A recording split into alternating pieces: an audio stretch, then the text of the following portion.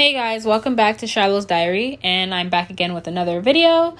And today we'll be exploring the villainous trope that we all know and love. And in the background, of course, it's me drawing something. As you may know, this is a art/commentary channel, and also I'll be plugging my Instagram, which is Shiloh Cakes, which you can follow if you like my art. But yeah, I think we're gonna be talking about the villainous trope and what it has to offer, basically. The villainous trope started to come about, in popularity, known as the villainous trope. You know, it might be tagged on whatever manhwa or manga you're reading, maybe around 2018. And the villainess is basically, for the most part, an antagonistic figure, specifically, of course, a female character who has certain traits that, for example, being scheming, being very cunning, cruel, jealous, possessive, controlling, vengeful, spiteful, and many more. And specifically, the villainous trope, in the way that we see it in our favorite manhwas, are basically when the protagonist is the villainess. Sometimes people don't realize that the difference between... just because someone is a villain doesn't mean necessarily that they are an antagonist. The protagonist is the person that we're following, or the character, or whatever we're following, to be honest. While the antagonist is whoever is countering the character we're following. And that could be anybody. The main character could be a murderer, and the antagonist can be a cop. The protagonist doesn't have a set personality that they have to have. It all depends on whatever you're reading.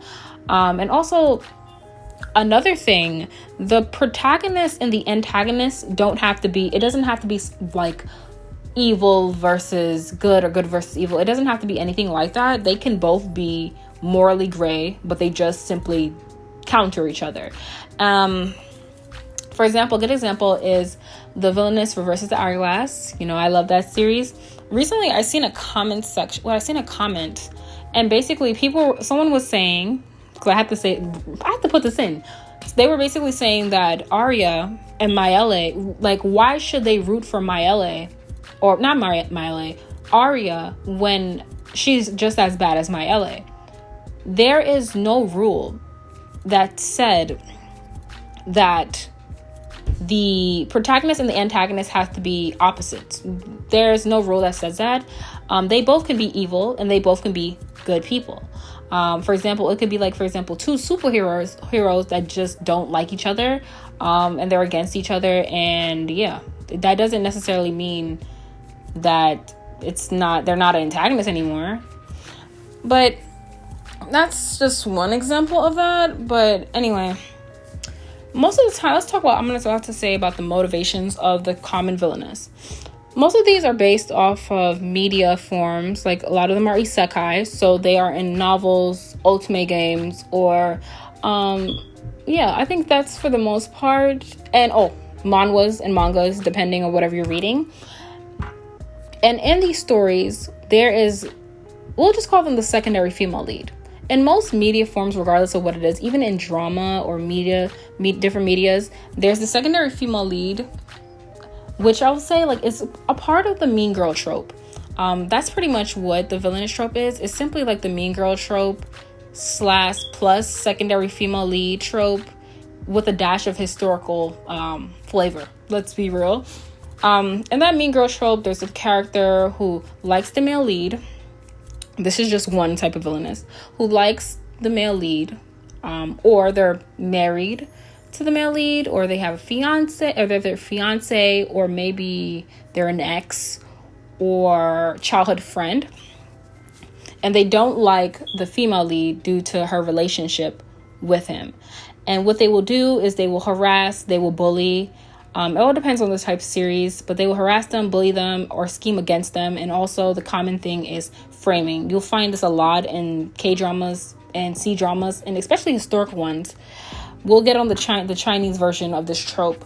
But yeah, that is one type of them. And I like that a lot of these villainous series touch up on the fact that, even if the villainous character is terrible, sometimes you have to look in the other perspective of how the female lead has a tendency to fraternize with people that have partners or have some kind of ambiguous relationship, or relationship that seems to be coming about later in life, like being a fiance, because being a fiance is assuming that they're going to be married soon. And they tend to fraternize with them, which of course would antagonize said character. But that's something I also like about the trope, because sometimes the female leads do be messy. The female lead likes the male lead who has a fiance, and then when she finds out, or if she knew all along, they'll pretend like they don't like them, and even so later on they'll just go with him anyway, which is a waste of time. But we're not gonna even go there. But I feel like it's kind of interesting though to see it, because it's just like, first of all, I'm a lover of characters that are very cruel, I guess.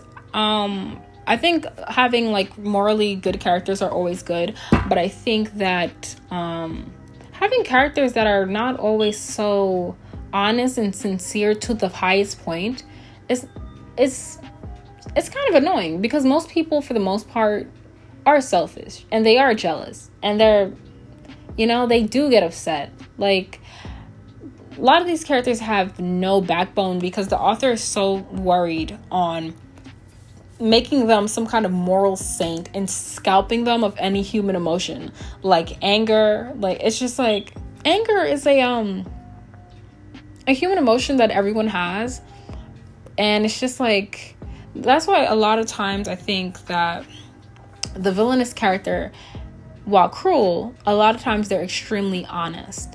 For example, if the female lead is messing around with the prince, for example, and someone presses them about it, they'll be like, oh, well, I don't like him. Especially when they do. And it's just like, okay. And the villainess will be like, no, fuck off my man. And it's just like, while being simultaneously terrible, still sincere. But I'm going to talk about specific series, my bone to pick with the genre. A lot of the series that we know and love, honestly, they are a bunch of fake villainesses. That's why you see a lot of people like, oh, I want to read a villainous series with like a real villainess.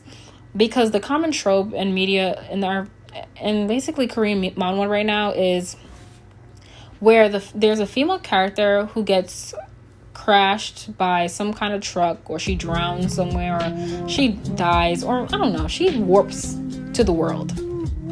She warps there, or sometimes she reincarnates, depending, whatever.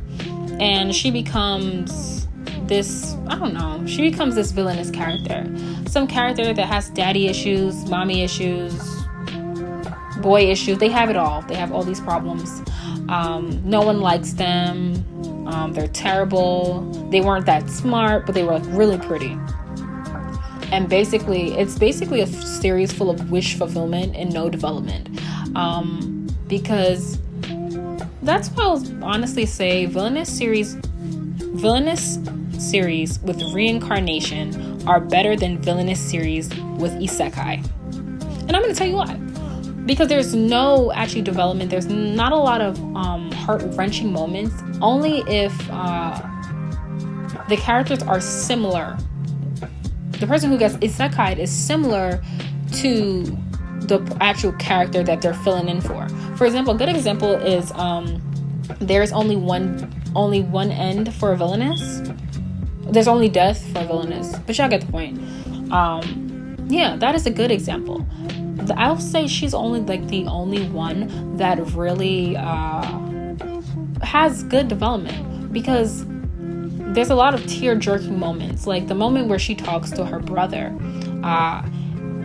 and you can really get the feels, and she reveals like her pain, or the character's pain, which is similar to her own, because she has her own brother where she was in a toxic household, and you see a lot of backstory that really controls the way she moves. But in other series, not so much, because they're simply filling a spot for someone they don't know. They have no relationships with the people, and the person who's like the villainess is in these series are always the wrong one. There's no one doing them wrong. They're just terrible or bratty. A good example is that series from what is it? I forgot. It's called like, it's something doctoress, where she's a doctor and she doesn't want to marry the prince. Yeah, I know what I'm talking about. I'm gonna put the title, and I'm gonna put the picture. But yeah, that series, honestly, did y'all even remember that was a Villainess series? Did you? I didn't. I totally forgot. I didn't even realize that she was like, until, because after the 30 chapter point, maybe, who even remembers she was a villainess that got her head chopped off in the past? It's just like, really? Really? That series. Anyway. Then you have villainesses that are not main characters, like the villainess. Well, I'm gonna say she's really attractive. Just have to say. They do that for like a set reason, because they have to have something. They're supposed to be competition for the female lead. And since they're a bad person, a lot of times it's basically of course, evil versus good. And since the female lead has a heart of gold, of course, the secondary female lead has to have a shitty personality. And since she has a shitty personality, they have to have something to compensate for that. So what they have is looks, and they have power or money, depending, or magical power, depending on whatever you're watching. But they have some semblance of power. This to make some kind of weird hierarchy, to put the heroine in basically this kind of underdog relationship. And it's just like, because imagine if Arya was ugly. I want y'all to imagine how the story would play out if Arya was like ugly. Yeah, that would be terrible. While the MO for a lot of these series are romance, it's not always romance. The second one, I think, the second most popular one is family. I think a good example for the family one would be The Villainess Lives Twice. The Villainess Lives Twice, she, for the most part, her MO was basically her family and the way they treated her. She did a lot of bad things trying to please them, especially her brother and her mother, and trying to attach herself to them. Did she get rewarded for it? No, not really. But whatever happens. And a lot of these series, there's series that are about redemption, and there's series that are not about redemption. I don't think that The Villainess Lives Twice is a redemption story at all. It's more like a series about survival. Sometimes throwing away behaviors is not because you don't have those behaviors anymore. It's simply due to survival instincts. Like, for example, I don't know, like a child. Let's think about a child, for example. Say, I don't know, I can't even give you an example, but say I like to do something that is really bad. I don't know. And someone if I do this action, and I love doing it, and I do this action, I don't know, I'm gonna get beat up, whatever. I didn't really stop. I didn't really stop because I don't like it anymore, and I don't have these ideas anymore. It's simply because I don't want to get beat up. That's what a lot of these characters give off energy of. Not that they actually care about their past mistakes. Because yes, she does talk about how about the things she does, but it never actually feels like guilt. Like, oh my god, I'm the reason why so many people died. Like, no. Especially gives a lot of energy of when she talks about how she told one of her maids, when I say it's more about survival, when she has a habit of being abused by her mother, and basically she would go in to stop her mother's nonsense, and the maids would get attacked. And then when she used to come inside, they would ask her to come, and then she would take the beating. And basically she told her maids, well, you go in there, I'm not going in there, but you can go in there, And if she beats you, I'll pay for it. But yeah, you can take the beating and I'll pay. And she just like walked off. See, if this was a goody two shoes like heroine character, they probably would have went in trying to save everybody. No. A lot of villainesses are about survival, and they're very selfish. And there's nothing inherently wrong with that. I think selfish characters definitely have a place in media because complete selflessness is kind of scary. Yeah, complete selflessness is almost scary as selfishness till its peak. Every character should have a dash of selfishness so they seem a little human.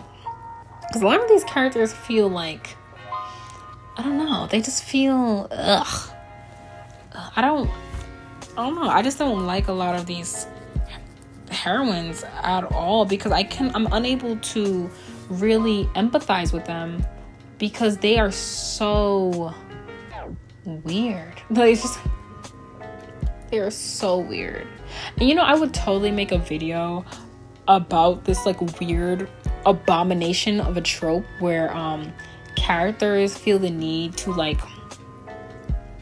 baby and boister characters who treat them like shit because forgiveness and love, peace and love.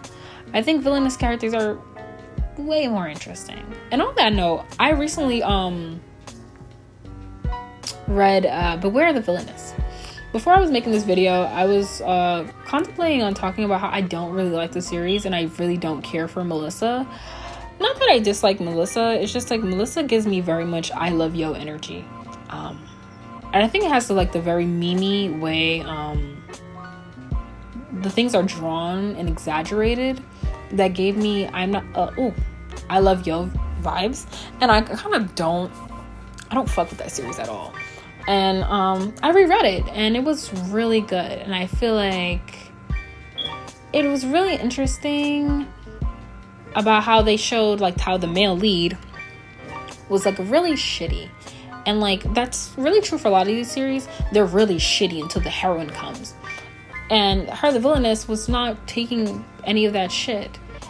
And I think that was really interesting because a lot of these characters, male leads, and a lot of them do feel like commentary, and they are commentary on generic novels in this genre about sympathizing with other characters, because a lot of times when it comes to villainous characters, anybody can become a villainous characters depending on perspective.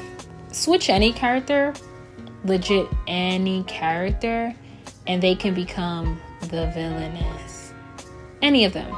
Like, for example, as the person said, if you made Mayele the main character, Arya, well, we already know Arya's a villainess, but I'm saying if you switch it, maybe switching it would have been the generic story, like, oh, Mayele is Mayele is this girl, and then her father brought in this prostitute, her daughter, and she's really mean to her, and she's gonna get rid of her out of the house. Like that type energy, that would have been completely fine. But like, no. It's all about perspective, y'all. Any character can be turned into a villain based on perspective. And I think that's what makes the villainous genre the fun. Because you get to see it with girls. I feel like a lot of times the standard for female characters are really weird and really strange, because I find the male audience doesn't really care if the characters are like really shitty. And what I mean really shitty, like they're really cruel. But when it's a female character, all of a sudden everyone has to be like all Hail Mary and like have to like they have to, like, some people really hate Arya. I don't know why. And it's just like, I just feel like if it was a male character, no one would care. Like, no one would give a at all. Nobody would give a fuck. And I find it really interesting. But that's what it is. I really don't know like what to say if you don't like the villainous trope. It's really popular. Yeah, like I like characters like Medea. Was it Medea? From Your Throne? Now that is how you clear a bitch out. Like, I like characters like that. I think characters that are able to engage in cruelty able to do whatever they want, and they're very strong in their morals.